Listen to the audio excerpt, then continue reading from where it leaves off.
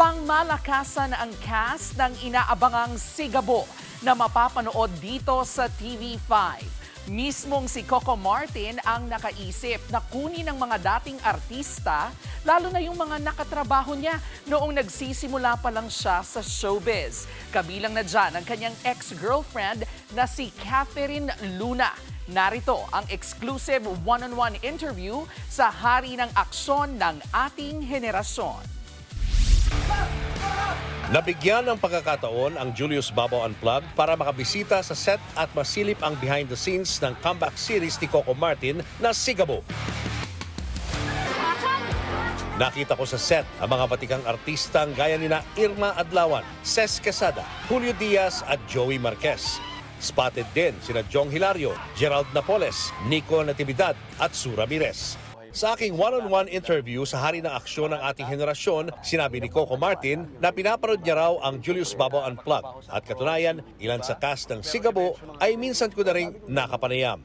Sige, sabi ko, pagbibigyan ko si Kuya Julius kasi gusto ko, sabi ko, makita niya yung lahat ng mga taong natulungan niya ngayon nandito sa show ko na Sigabo.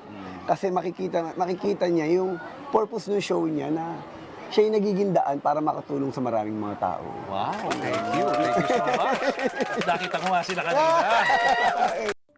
Kabilang na nga sa mga napanood ni Coco ay ang aking interview kay Catherine Luna. Ang laki ng tulong mo sa kanya, ha?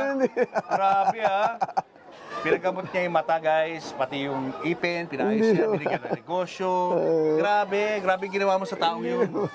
Binago mong buhay niya Hindi talaga. kasi si Kat, ano ko lang, ano talaga, bago pa naman nangyari ang lahat ng yun, magkaibigan kami. Dahil kasama kami sa pelikula. Nung napanood ko kasi siya sa interview mo na nakita ko kung gaano siya humingi ng kapatawaran at pinipisiyan niya yung lahat ng mga nangyari. Sa isang iglap, nawala agad. Bukod kay Catherine, kabilang din sa cast ng Sigabo ang mga nakapanayam ko na rin sa Julius Babaw Unplugged, ang Soft Drink Beauties, Mirna Castillo, Deborah Sun at ang batikang aktor na si Res Cortez. Yun ang role ko dito, maraming alahas at kung ano-ano pa. Pero ang maganda rito, Julius, nasa community ako ni Gabo. So ang ibig sabihin nun, tatagal ang role ko. Hindi lang yan, pati ang komedyanteng si Bantay na pinalayas ng kanyang pamilya, napanood din daw ni Coco Martin sa aking vlog. Kaya agad niyang pinakontak sa kanyang team para mabigyan ng trabaho. Tanungin niyo lang kung gusto niya. Basta ito ang option, sabi ko. Kukunin ko siya sa character, and then pag wala siyang taping, sabi ko ganun, gagawin ko siyang utility. Para dire-diretso yung trabaho dahil alam ko yung kailangan nila ng pamilya niya. Bukod sa mga dating artista, pinapahalagahan din daw ni Coco ang kanyang mga stuntman na hindi rin naman daw biro ang ginagawa. Kasi ang stuntman, pag nakapait ko na yan, napatay ko na, nabaril ko na, wala na trabaho yan. Wala na. Hahanap na ulit ng ibang racket yan. Ang ginagawa ko, pag wala silang taping, martial sila. Kasi para regular, para totoong trabaho, hindi yung racket lang. Pero teka ha, hindi porket mabait si Coco, ganun-ganun na lang.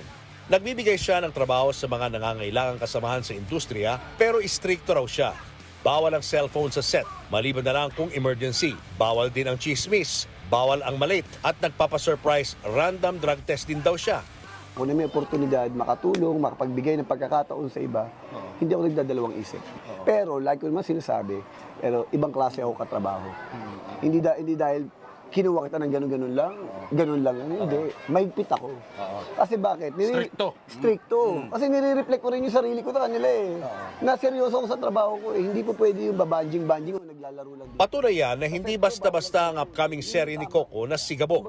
Pinagpapagura nito, tinatrabahong maigi para masigurong dekalidad ang mapapanood ng ating mga kababayan sa kanyang pagbabalik primetime. Mapapanood ang kabuuan ng aking interview sa Julius Babaw Unplugged YouTube channel. At sa Lunes, June 22, mapapanood naman ang Sigabo dito sa TV5 pagkatapos ng Frontline Pilipinas. Mga kapatid, Jervy Wrightson po, eto na nga. Para sa latest showbiz news at iba pang kay-alaman, mag-follow at mag-subscribe na sa social media pages ng News 5.